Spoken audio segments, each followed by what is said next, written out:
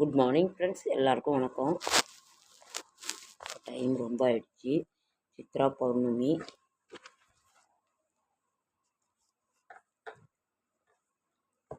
இன்னைக்கு வந்து சித்ரா பௌர்ணமி. இப்போ தான் ஃப்ரெண்ட்ஸ் இதுவே எடுக்கிறேன். இப்போ நிலவே வந்துருச்சு. வீட்டில் கொஞ்சம் வேலை, டயரில் தூங்கிட்டேன். இப்போ தான் எழுந்தேன்.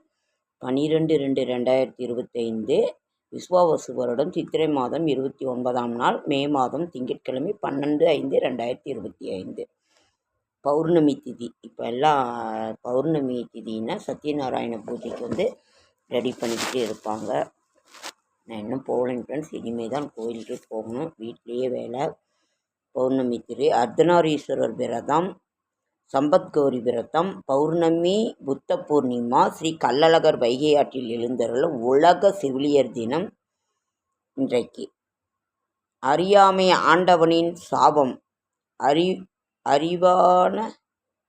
அறிவோ விண்ணை நோக்கி நாம் பறக்கும் இயற்கை. அஸ்வினி நட்சத்திரத்துக்கு சந்திராஷ்டமம்.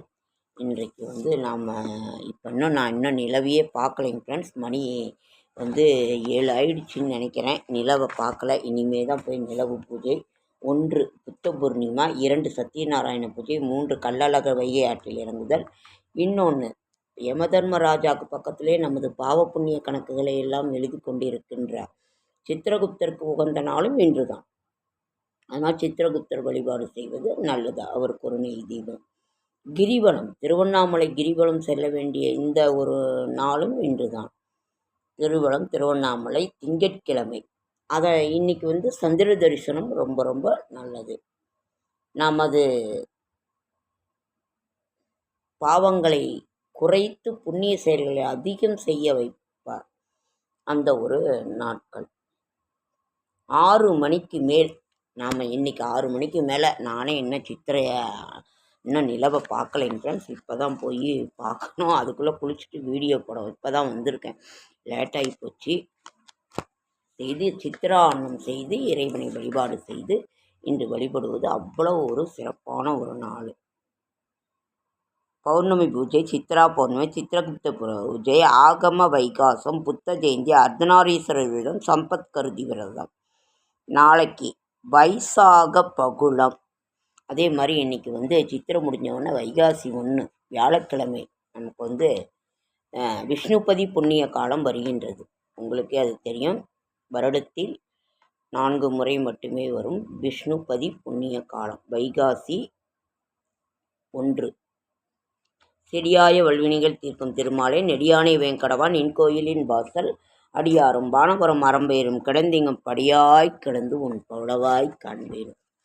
அதனால் இன்றைக்கு வந்து இந்த சித்ரா பௌர்ணமியினோட விசேஷத்தை சொல்லி மாள முடியாது. அதனால் இன்று தரிசனம் செய்து எல்லா கோவிலும் பயங்கர கூட்டமாக ஃப்ரெண்ட்ஸ். நான் இன்னும் போகவே இல்லை. வீட்டில் தான் விளக்கேற்றி சாமி கும்பிட்டுட்ருக்கேன்.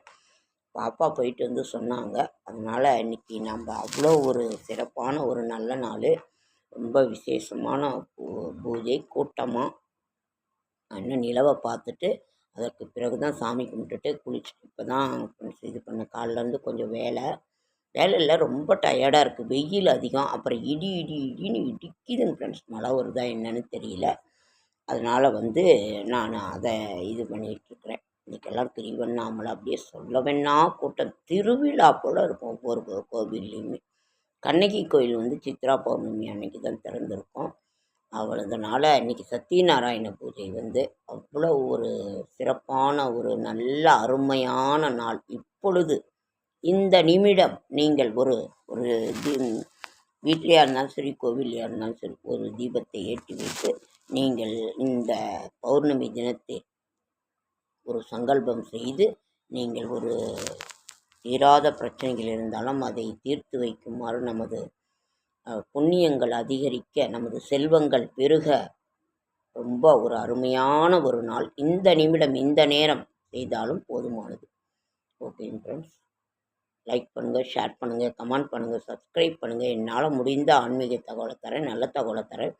அதே மாதிரி என்னோடய ஷார்ட்ஸ் வீடியோ பார்க்குற அனைவருக்கும் என்னுடைய மனமார்ந்த நன்றி. NS விலாக்ஸுக்கு சப்போர்ட் பண்ணுங்கள். எல்லாருக்கும் பண்ணுங்கள், எங்களுக்கும் பண்ணுங்கள். ஓகே ஃப்ரெண்ட்ஸ், அடுத்த வீடியோவை